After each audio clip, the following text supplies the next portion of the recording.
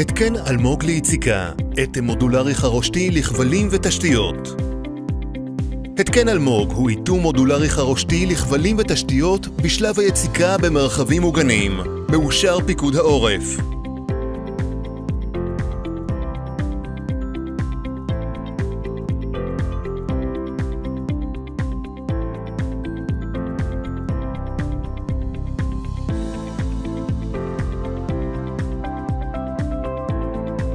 יש לקבע את ההתקן בשלב יציקת קירות המרחב המוגן בעזרת ברגים, מסמרים או חוט בניין.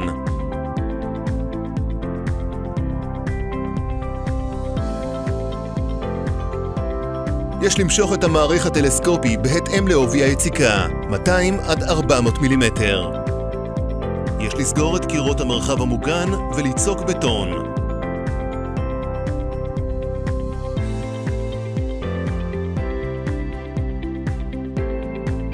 יש להסיר את המכסה בעזרת סכין יפנית.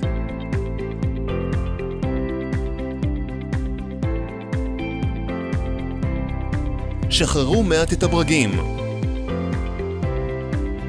הוציאו את אטמי המילוי. השחילו את הכבלים וסיגרו אותם בעזרת האטמים.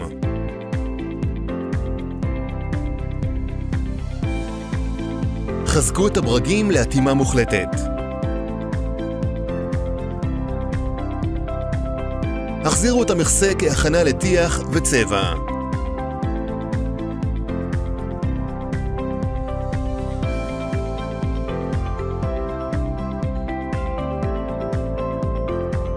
המוצר מאושר פיקוד העורף.